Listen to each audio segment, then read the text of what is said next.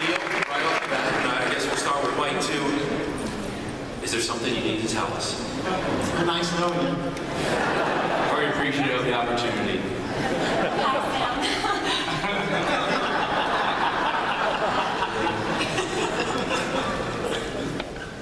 What is happening with Barbie? And you guys have no problem killing characters in this show. So, are we going to see the departure of more characters throughout the rest of the season? Of course we are. No one is safe under the dome. Last year I think we had 16. We have on the ceiling of our office what we call heaven, and we have everybody up there.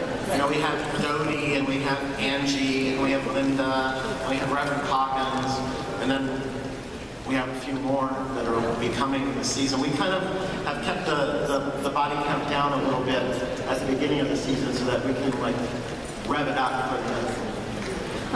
I just want to know, how hard is it for the actors to read a script and say, wow, we're losing somebody this episode? How tough is that to watch friends go? You have to ask Alex that, because every time I come to North Carolina, he asks me. It's tough, you know, you grow so close to that person, you love them. Especially with Britt, like, I was the only person she was working with for like, I don't know, 4 or 5 episodes, and we like developed this close bond. You know, reading the first episode, you're like, this is really happening. Like, she's gonna be gone. But you never know. You never know when someone's gonna go, and you never know when they, you know, come around again. No, because you saw like Jolene last year made a great appearance, and it's good to see her come back, and it's like we're all a tight-knit family. So. Which also leads to the question, you know, can people come back from heaven? Well, as Alex just said, Jolene, who played Dodie, came back to haunt Dean Big Jim. So when you're dead, but it doesn't mean you can't be an avatar at some point and come back. So there are no set rules. We said goodbye to Angie and Linda, but you know, there are certainly possibilities that one of them might be back. Really? Oh yeah. Let's talk about the dome. Are we closer for people getting out of the dome? Well, you'll have to, yes. One of our characters, guess who? You just saw a clip. One of our characters might get out of the dome this season.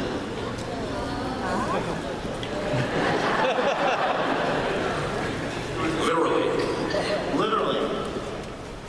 Yeah, it's fun. I think it's fun. You know, a lot of people said, how do you maintain a show under a dome year after year after year after year? And you know, they've come up with a really exciting and interesting way of broadening the scope of our world. So I think everyone's in for a real treat once that happens.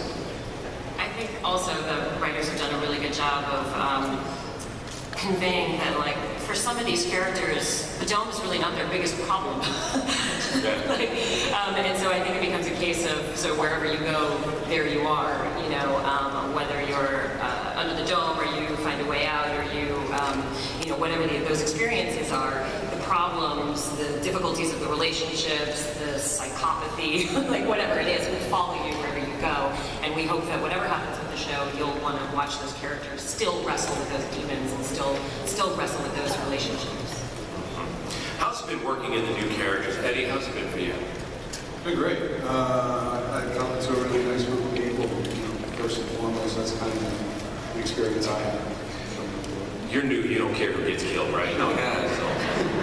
I read the script and go, oh, that didn't mean. Just kidding. But it's been a lot of fun working with everybody. It's great. Yeah, it's been great. And you know, we had the good fortune to shift from Wilmington, North Carolina, which is a beautiful place to be.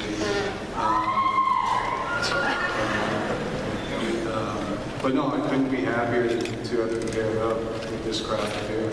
It's good people. All right, let's talk about a couple of subjects. First of all, will we find out what Angie saw in the locker before she died? Absolutely. Yeah, there. You know, like we said last year when we said we'd find out what the, you know, Big Jim's propane and that Barbie killed Julia's husband. We gave all the answers, we set up new mysteries, and we will definitely find out what's in that locker this year. Alexander, how about when we find out who killed Angie? What about it? What do you want to know? You want me to just tell everyone? You can go ahead. I think these people. I don't know. Yeah, we will find out who the killer is, and we know already.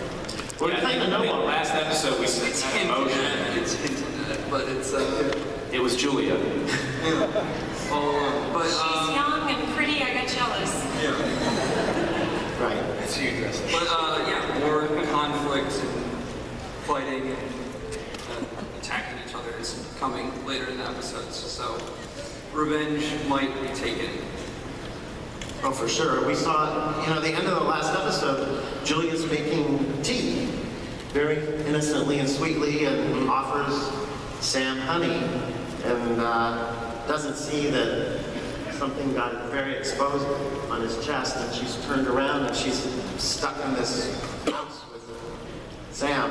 Not a good thing, maybe. Sam killed Angie.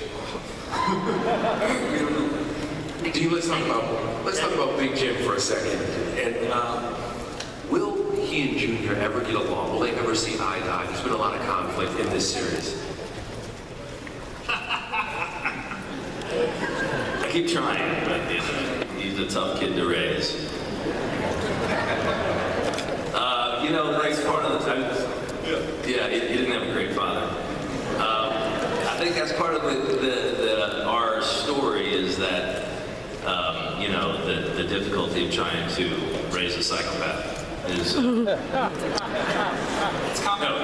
loves them. He loves them, and yet he knows that he's got some problems. So I think that's part of the thing that fuels our kind of story arc is trying to maintain a father-son relationship while we both have some psychological issues.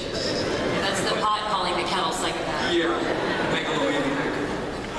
But in a way, And then change. Big Jim's a little bit of a psychopath too. Let's be honest. I mean, Big Jim's a little bit of a crazy man too. Come on. Don't judge, man. Don't judge. Just because you don't understand me. Yeah, he has some issues, which is probably why his son has some issues. Hey, Eddie, let's talk about your, it seems like a blooming love triangle. Will we have that?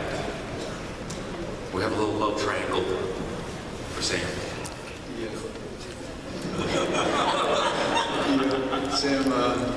Sam stepped over his bounds in the last episode that aired and had taken the shine and Julie made a play for her and was very politely but nevertheless took a shot. Let's not make it weird. Let's not or That's tricky because I feel like we also, the episodes take place, obviously, every week, and I know this from watching shows, in my own life where a week goes by and it might be a day in the life of the series, but for you, when it's been a whole week, you sort of feel like time moves faster and it's been longer. We've really only been under the dome for about a month. And so one of the things that was a little bit tricky was, conflict between Julia and Barbie, introducing someone else who might be like-minded and sort of find a way, but I also lost my husband a month ago. So it's like you want to sort of play carefully in that realm and try to keep it a little bit realistic, even though we are sort of in sci-fi show. I call it tricky, I call it slutty. Didn't say I wasn't having a good time. You're talking about a guy who's been in a cabin for the better part of 10 years. One day decides to take a walk outside and there's a beautiful redhead in the forest. It's like, Okay, I'm in the back. And by the way, let's talk a little bit about how Barbie has, in the beginning, we didn't know whether he was a good guy or a bad guy. He starts the whole show by burying your husband. And so we're like, did he kill your husband? Didn't he kill your husband? Now you love him. So, what's that evolution? He's smooth. He's smooth. No, I think as you said, it's a difficult line to walk. Kind of pinning the reality of life and how people would react to a oh, say your new love interest having offed your husband, but also the heightened chaos of a dome coming down around your town, which is equally as unbelievable. So we framed it in a way, I think, where we see Barbie's hand was forced in a form of self-defense, and in a way he was, her husband was committing an act of love for her by making sure she was taken care of. So heading into the second season, I think we see more of what makes Barbie tick, which is he may have some violent tendencies in how he gets there, but he really is there for the people and there to defend the defenseless. Sounds like Barbie's going to be okay. I just fell down in a hole. He did just take a little fall. That could hurt a bit. We'll see.